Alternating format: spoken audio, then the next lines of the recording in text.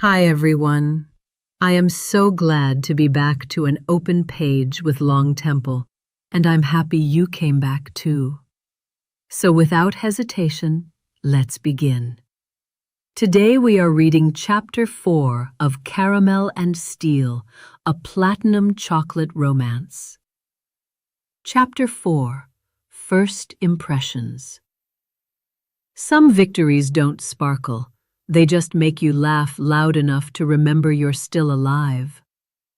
The alarm clock blared at 5:30 a.m., but Marcia was already awake, had been for 15 minutes, really.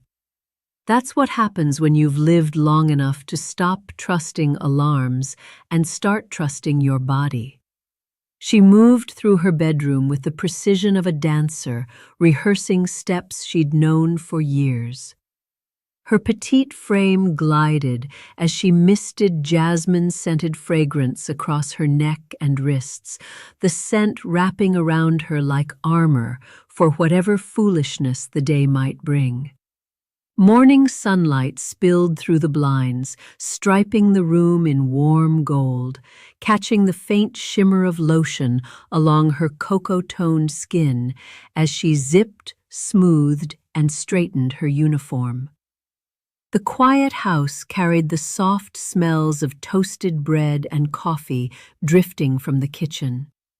With her phone wedged between her shoulder and ear, she barked toward the hallway. "I don't care if it's not your turn to take out the trash, Darius. Just do it before I get home, or I'm changing the Wi-Fi password." A muffled response floated back.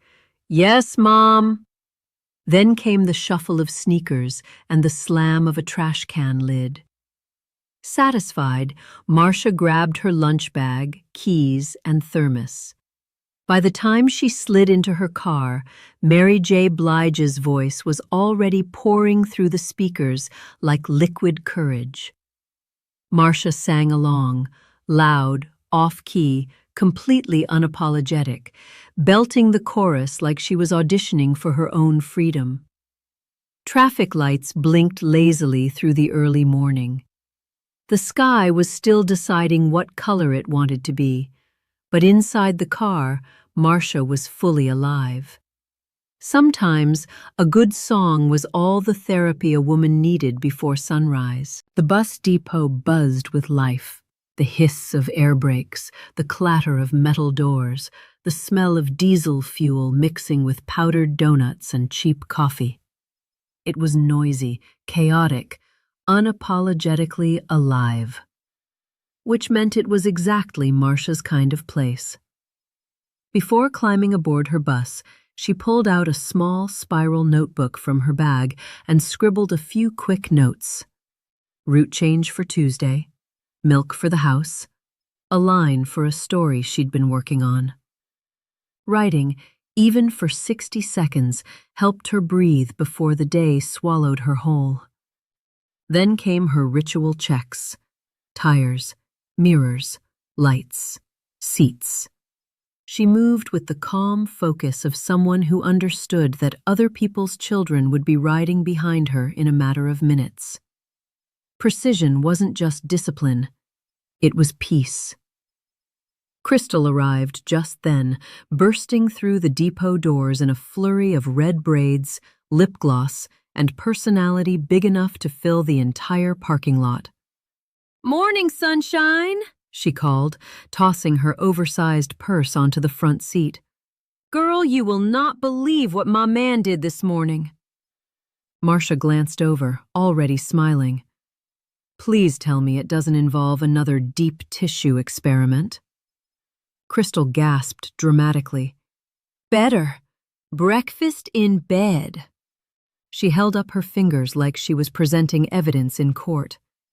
"Grits, turkey bacon, orange juice on a tray. Girl, that man still opens doors and washes dishes." Marcia leaned against the bus door and sighed like a woman in mourning.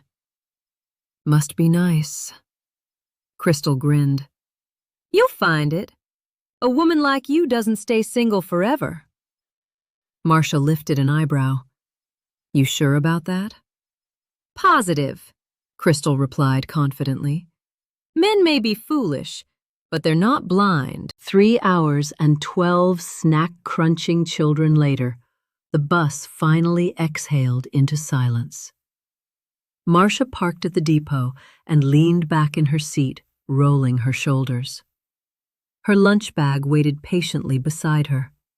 Inside sat celery sticks, carrot slices, a granola bar, and a bottle of Fiji water. Crystal glanced over while unwrapping a fried chicken leg that perfumed the entire bus with greasy glory. "You and that rabbit food," she teased. Marcia crunched a celery stick like she had something to prove. "Some of us are trying to keep it cute." Crystal waved the chicken leg like a magic wand.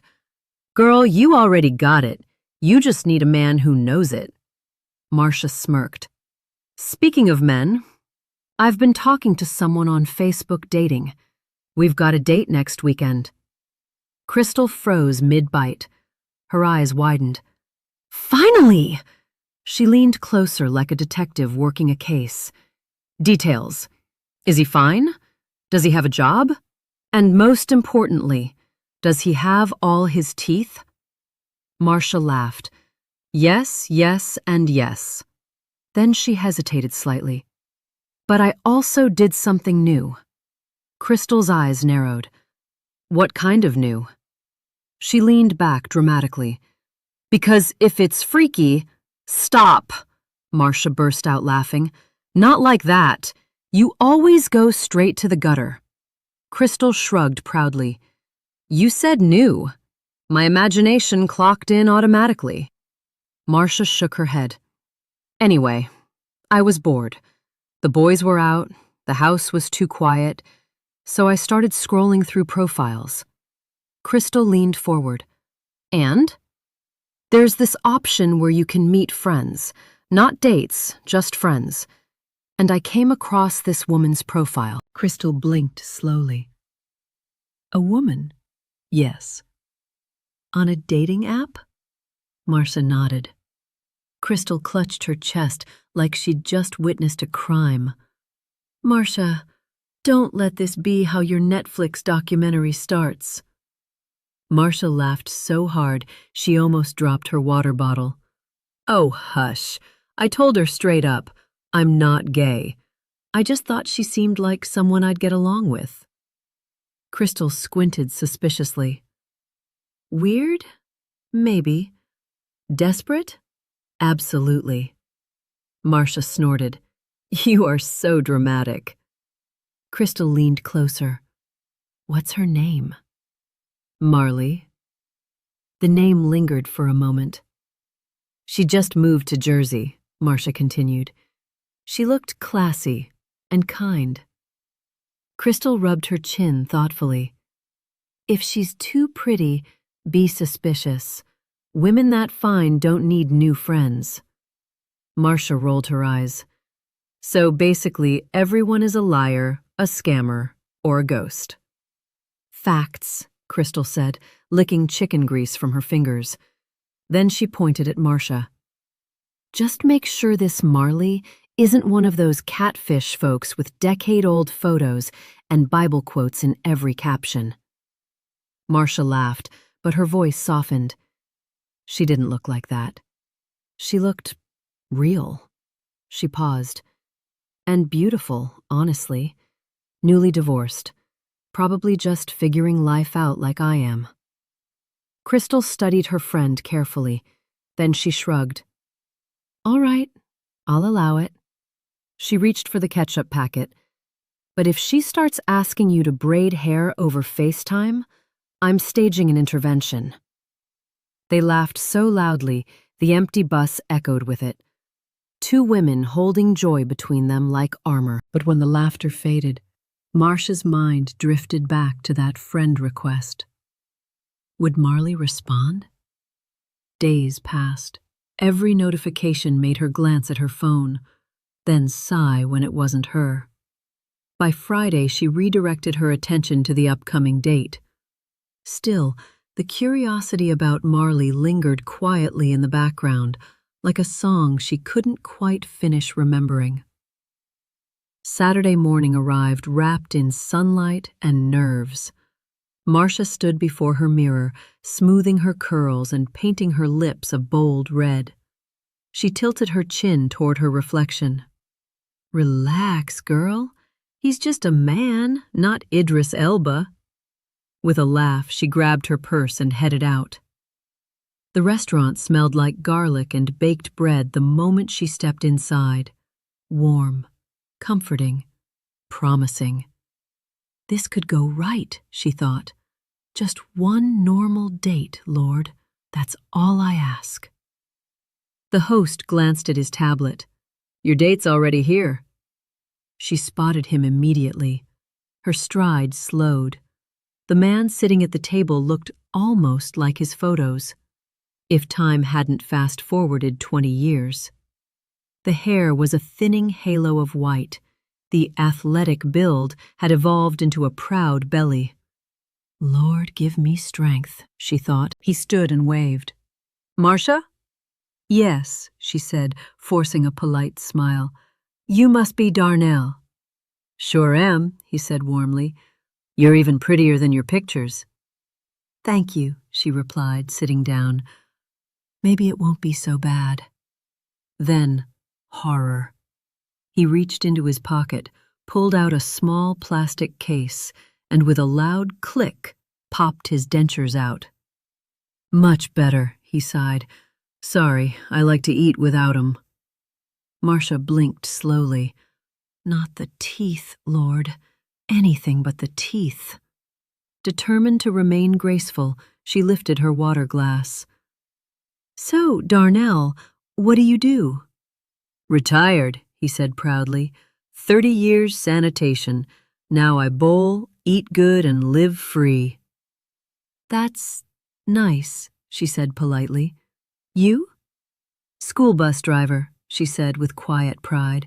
"Been with the city for years. I write a little, too." He chewed noisily. "Crafting, huh?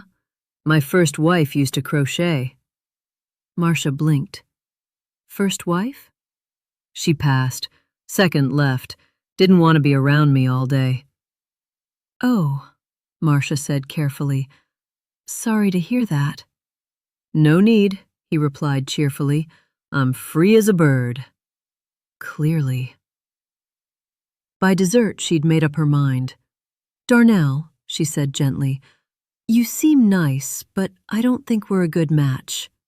He frowned. "We're having a great time." "You're not my type," she said calmly, "and your pictures weren't honest." He sighed. "Fair enough. Can't blame a guy for trying." "No," she said, rising, "but I can blame him for lying." Driving home, Marcia alternated between disbelief and laughter. "He took his teeth out at the table," she muttered to herself. "I cannot make this stuff up."